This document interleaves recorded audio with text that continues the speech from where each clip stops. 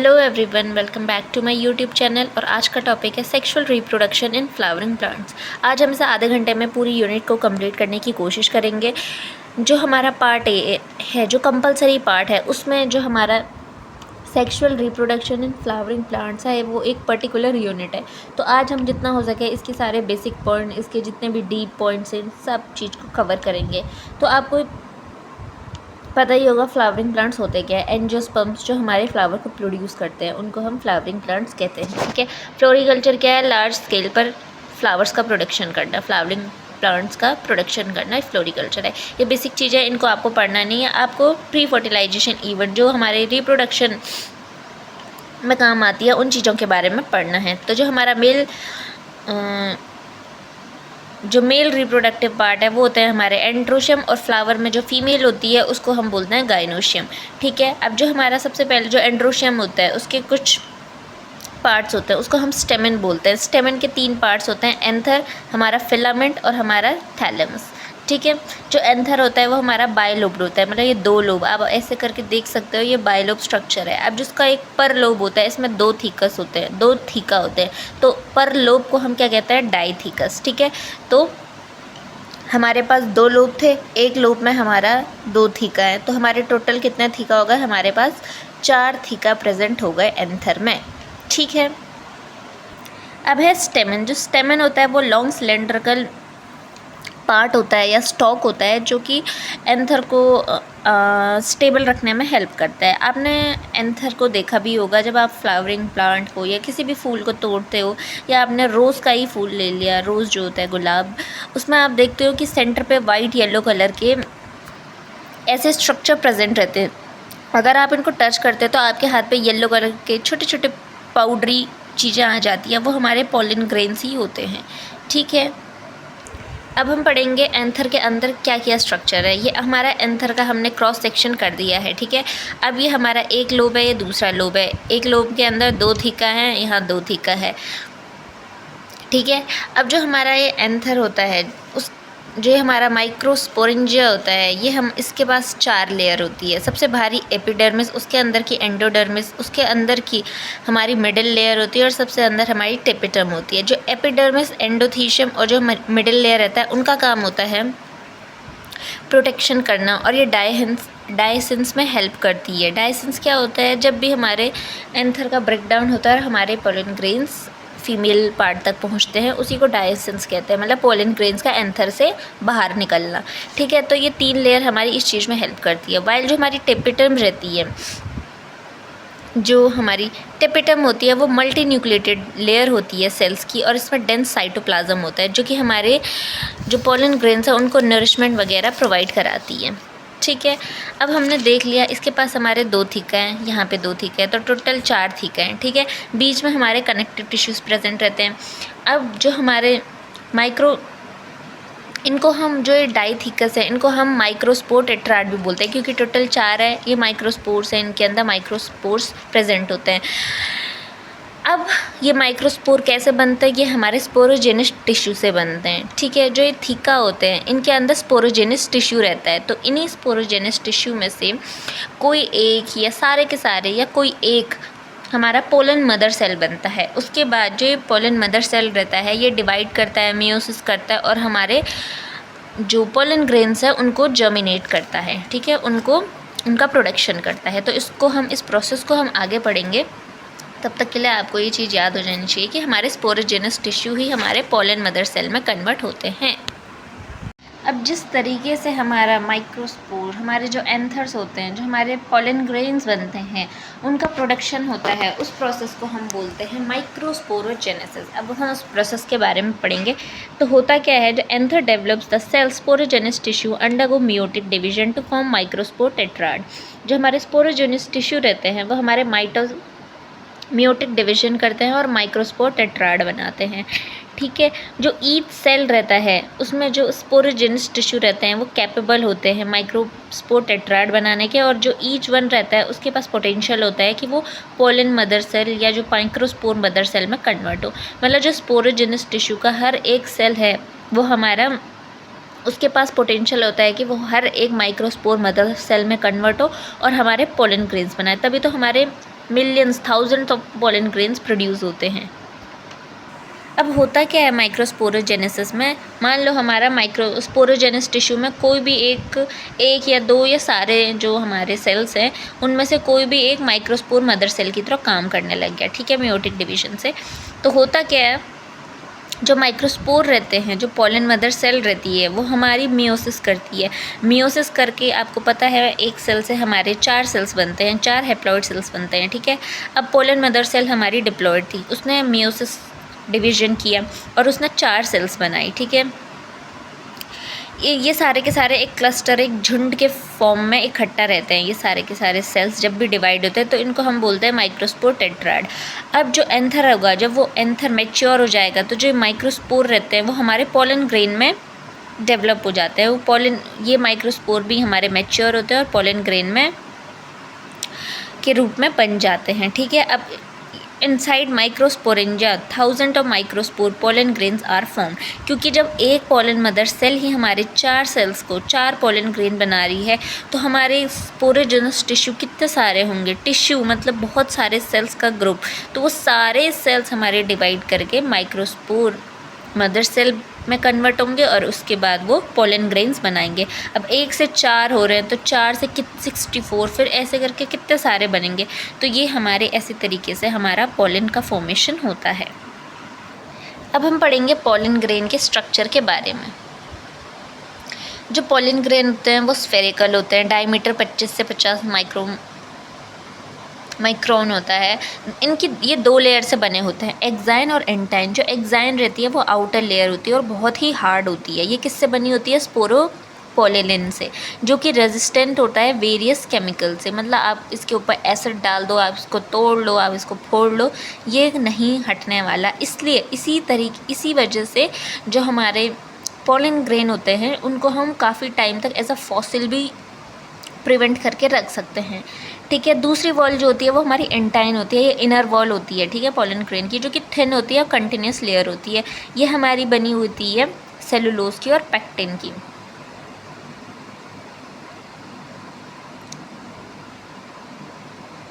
अब होता क्या है, अब एक जर्म पोर होता है। जर्म पोर एक पॉइंट होता है, मैं आपको दिखाती हूँ।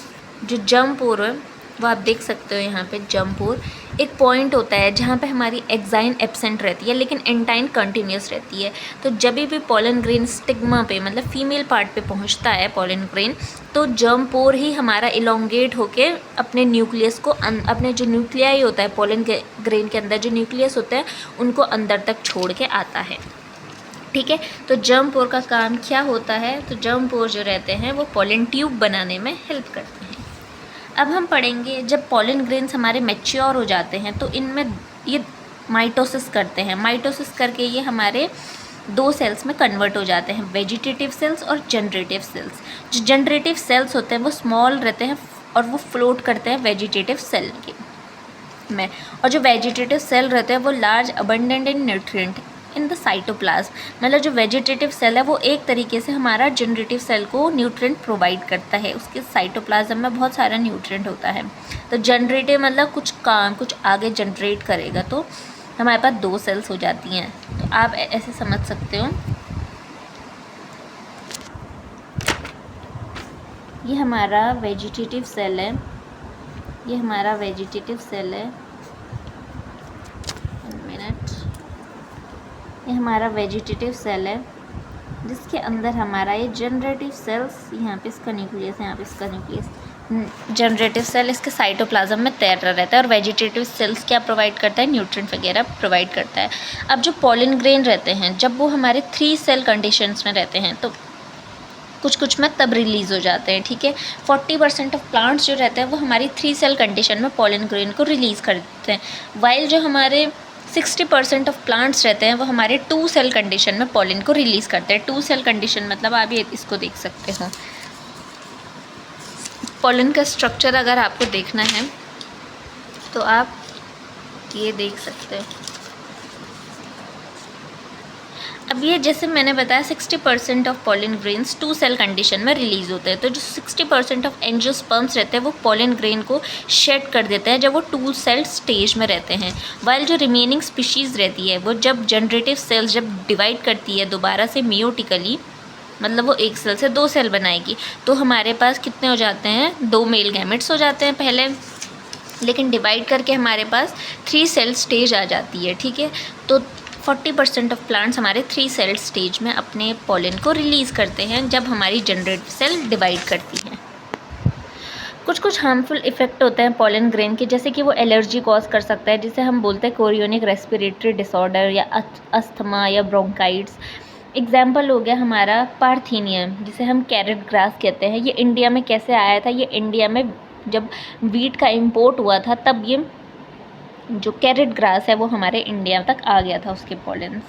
ठीक है, हम पॉलन ग्रेन का यूज़ कैसे कैसे कर सकते हैं, ये हमारे रिच होते हैं न्यूट्रिएंट में। ठीक है, इन फूड सप्लीमेंट की तरह लिया जाता है, इनकी टैबलेट्स होती है, सिरप्स होती है वेस्टर्न कंट्रीज़ में। ठीक है, जो हमारे कंजम्पशन होता है पॉलन ग्रेन्स का वो हमारे कौन करते हैं, जो रेस के घोड़े रहते हैं और जो हमारे एथलीट्स रहते हैं, ये हमारे पॉलन ग्रेन का कंजम्पशन करते हैं। तो ये पूरा था माइक्रोस्पोरोजेनेसिस और पॉलन ग्रेन के बारे में। अब हम पढ़ेंगे मेगास्पोरोजेनेसिस। मेगास्पोरोजेनेसिस से पहले एक पॉइंट आता है विएबिलिटी। पॉलन ग्रेन की विएबिलिटी, वो कब तक जिंदा रह सकते हैं। जो राइस, व्हीट और हमारे राइस व्हीट वगैरह रहते हैं उसमें वो जो पॉलन ग्रेन्स रहते हैं वो जब भी हमारे रिलीज़ होते हैं तो 30 मिनट के बाद वो अपनी वेबिलिटी को खो देते हैं, मतलब उसके बाद उनका कोई काम नहीं है, वो फ्यूज़ नहीं करेंगे। लेकिन जो हमारे कुछ फैमिलीज़ होती है जैसे सोलेनेसी, लेग्यूमिनेसी, ये हम आगे पढ़ेंगे कि हमारे मंथ्स तक वेबल रहते हैं और कुछ हमारे इतने ज़्यादा सालों तक रहते हैं कि हम उन्हें एज अ फॉसिल भी यूज़ कर सकते हैं। जो पॉलन बैंक्स होते हैं वहाँ हम पॉलन ग्रेन को स्टोर करके रख सकते हैं इन -196 डिग्री में। ठीक है, इन नाइट्रोजन। अब हम पढ़ेंगे मेगास्पोरोजेनेसिस, जिससे उससे पहले हम पढ़ लेंगे ओवरी के स्ट्रक्चर के बारे में। सबसे पहले जो ओवरी रहती है उसे हम बोलते हैं, जो फीमेल पार्ट रहता है उसे हम बोलते हैं गाइनोशियम। ठीक है, तो जो उसका जो स्ट्रक्चर होता है पिस्टल का, जो पूरे स्ट्रक्चर होता है उसको हम बोलते हैं पिस्टल। जो फीमेल रिप्रोडक्टिव पार्ट, जैसे हम गाइनोशियम बोल रहे हैं उसे हम पिस्टल भी बोलते हैं। ठीक है, अगर वो एक ही पिस्टल होगी तो उसे मोनोकार्पली, अगर मोर देन 1 कार्पल होगा तो उसे मल्टीकार्पली। ठीक है, अब स्ट्रक्चर ऑफ पिस्टल क्या होता है, तो सबसे ऊपरी पार्ट होता है हमारा स्टिग्मा, जहाँ पे हमारे पॉलन ग्रेन चिपकते हैं। ठीक है, फिर स्टाइल होता है, ये एक ट्रैक होता है जहाँ से हमारी पॉलन ट्यूब अंदर को जाती है और हमारे न्यूक्लियस को भी ले जाती है, पॉलन ग्रेन्स के न्यूक्लियस को। तीसरा हमारा आता है ओव्यूल। ओव्यूल मतलब ओवरी। ठीक है, जिसमें हमारे ओव्यूल्स होते हैं। ठीक है, यहाँ हमारा फर्टिलाइजेशन का प्रोसेस होता है जो कि एक ग्लोब्यूलर स्ट्रक्चर होता है। अब हमारे ये ओवरी जो होते हैं उसके स्ट्रक्चर को आपको ध्यान से देखना पड़ेगा। तो इसमें होता क्या है, ये हमारा जो यहाँ पे एंड होता है, यहाँ पे गैप होता है जहाँ से हमारी जो पॉलन ट्यूब है वो अंदर जा सके, उसको कहते हैं माइक्रोपाइल एंड। जो उसका अपोजिट एंड होता है उसको हम बोलते हैं चलाजल एंड। ठीक है, चलाजल एंड की तरफ हमारे जो एंटीपोडल्स होते हैं। ठीक है, एंड जो हमारा एम्ब्रियो सैक होता है उसके अंदर हमारे एंटीपोडल्स प्रेजेंट होते हैं। बीच में हमारा डेफिनेट न्यूक्लियस होते हैं, हमारे सेकेंडरी न्यूक्लियस होते हैं, और जो एम्ब्रियो सैक है उसके दूसरे पार्ट जो माइक्रोपाइल एंड है उधर साइड हमारा क्या होता है, एक्सेल होते हैं और 2 सिनर्जिट्स प्रेजेंट होते हैं। सिनर्जिस के अंदर हमारे फिलीफॉर्म अपैरेटस होता है जो हमारे पॉलन ट्यूब को गाइड करते हैं। ठीक है, ये सब था। बाहर जो हमारी ओवरी होती है वो हमारे इंट्यूगमेंट से कवर होती है। अब हम आगे बताएंगे कि ये सारी चीज़ें किस चीज़ में कन्वर्ट होती हैं। ठीक है, एंटीपोडल्स मैंने बता दिए।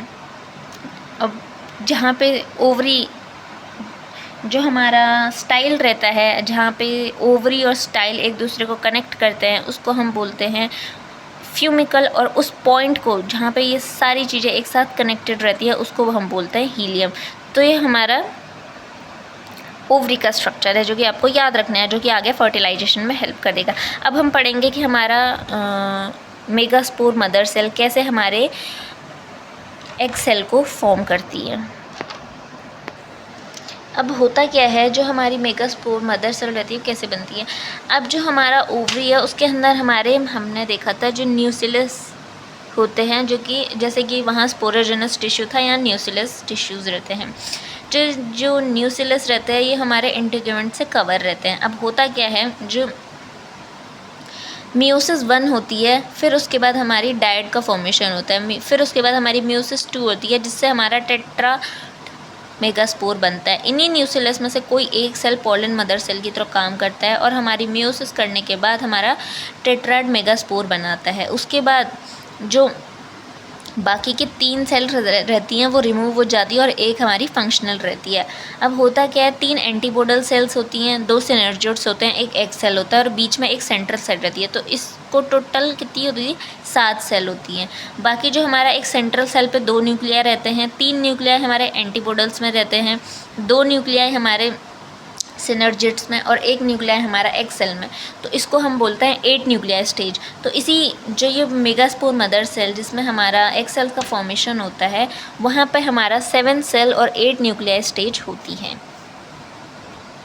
जैसे मैंने बताया आपको, जो 3 हमारे डिजेनरेट हो जाते हैं और एक हमारे एक्टिव रहता है। जो only functional megaspore develop into female gametophyte. जो हमारा मेगास्पोर जो एक्टिव रहता है वही हमारा फीमेल गैमेटोफाइट में कन्वर्ट होता है, जिसको हम बोलते हैं एम्ब्रियो सैक।